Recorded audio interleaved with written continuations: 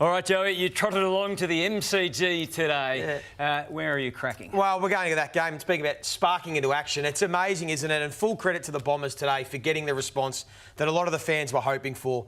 But I walked away from that game watching it today thinking, well, where's that been? Why now? Why when the pressure was almost off, the finals were almost out of reach and they were embarrassed all week in the media, spoken a lot about the edge. All reports, Brad Scott looked them in the eye and put those hard questions to a few of them and embarrassed them in the team meeting about their effort and their contest. Why now do they deliver what they did, which looked like the Essendon edge? Because there were so many elements of it today. Their start was brilliant.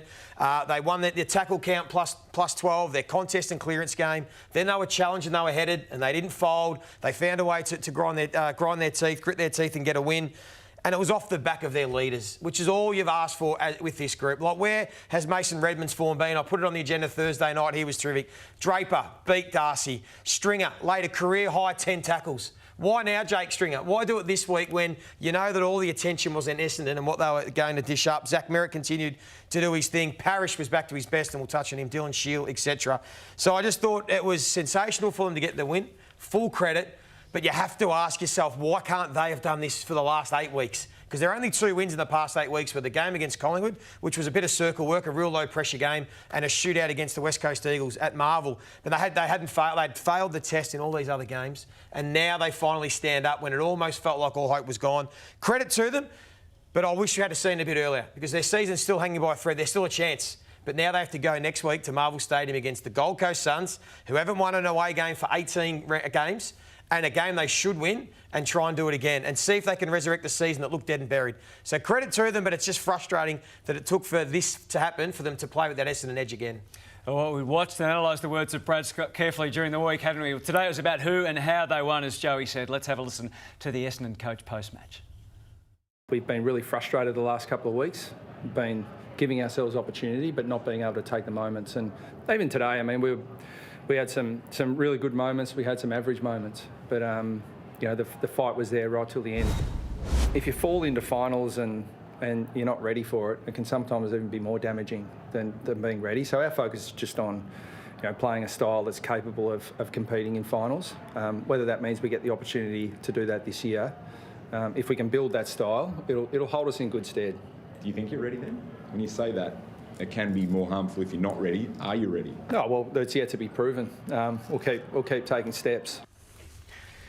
And I don't know. It sounds like to me he's still shying away from putting the pressure on them and saying, no, we are a team that's capable of playing finals and doing some damage in finals. We just need to play like that more often. It still feels like he's shielding them from the pressure because maybe they play their best when there's no pressure on them, when there is a bit less responsibility. Part of the psychology of football. Maybe it is, but they got the job done today, and I thought it was brilliant. And I just want to take a look at the final play. Well, it was thrilling, wasn't it? Because they were 25 points down. They came back. Amos then had to kick a crucial goal to level up the game, which he did. So then you get a centre bounce, 30 seconds to go, and the mentality's right. What are you going to do? Are you trying to win it or are you trying to save it? Now watch the players behind the ruckman, the Caldwell here, to create the space for the flick over to Zachy Merritt to go for the win. Scores a level. All they need to do is kick a point here, and credit to them. They were dominant in that last quarter of the midfield. But then I thought, gee, this looks familiar.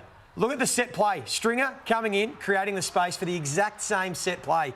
So they went with it again. It didn't quite work on this occasion. Zach Merritt, if he had his time again, probably could have kept running and bouncing and had a shot at goal or laid it off. But it was amazing. They went to the exact same play, and it worked this time. And they are the moments in football that you look at. But well done to them. I thought, led by Draper, they were brilliant. And you could see it there. Merritt's idea was he was going to handball and get it back, but Durham was already away. He took the shot and he scored, and in the end, that's all that mattered. Now, I did pose the question. So do you believe now? So you're a believer in what they're doing?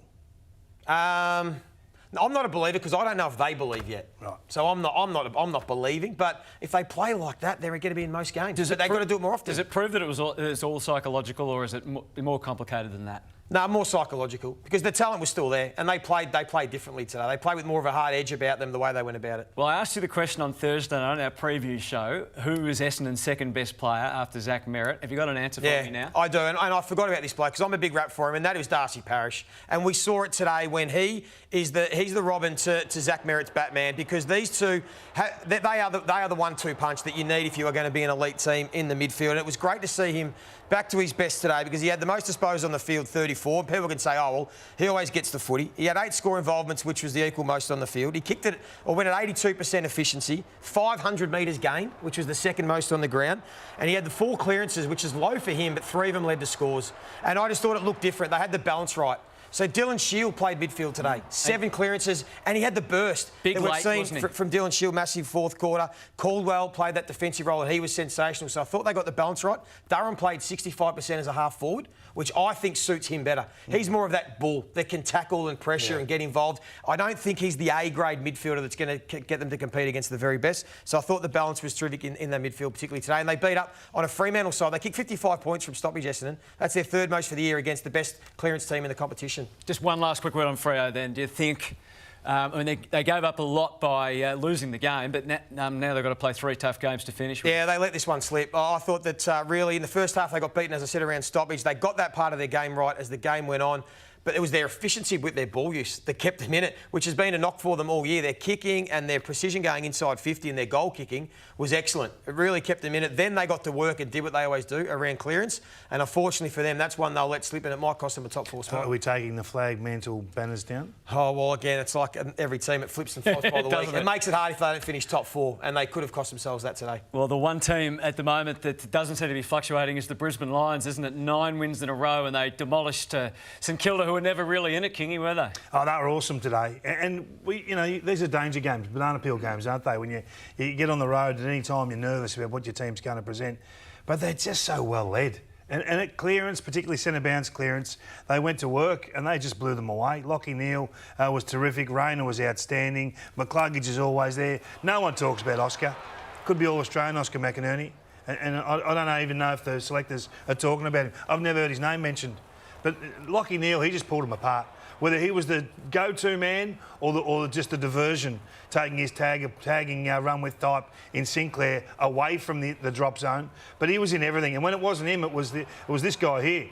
The bollard at 30 k's an hour. He's a beauty. You can't tackle him. He's just a machine. Bollard. Yeah, 15-7 out of the middle. Now, they didn't necessarily score from him, but it gave them the forward half game, and they scored 9 goals from that forward half sort of repeat opportunities. That's Brisbane. I think they're a better team without Hipwood in it. I think they've found their forward mix. I think that Morris is a ripper. I wouldn't be moving his role. I like the fact that he gets target opportunities.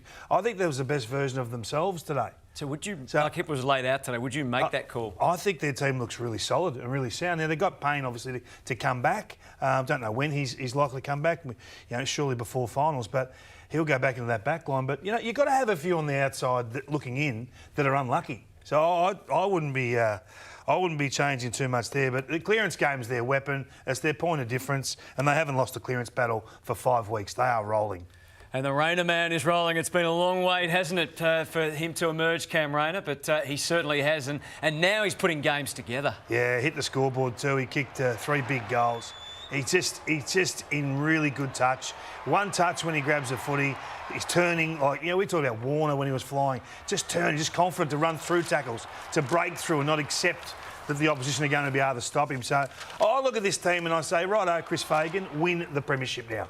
You're going to be at home, first final. You're going to be at home for a prelim.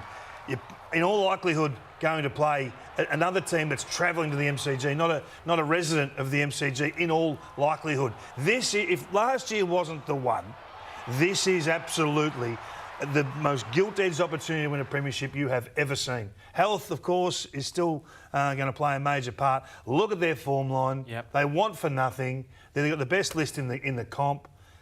Get it done. Simple as that. Which is amazing to say, given how they started the year. They're clearly the best team in the They are right now, absolutely. Yep. And Rayner's form's now been over 8 weeks. It's 2 months of form. And then to see Zach Bailey now start to get involved. He's one that's still got a bit to go with Charlie Cameron that can lift, and even Will Ashcroft. So, scary signs.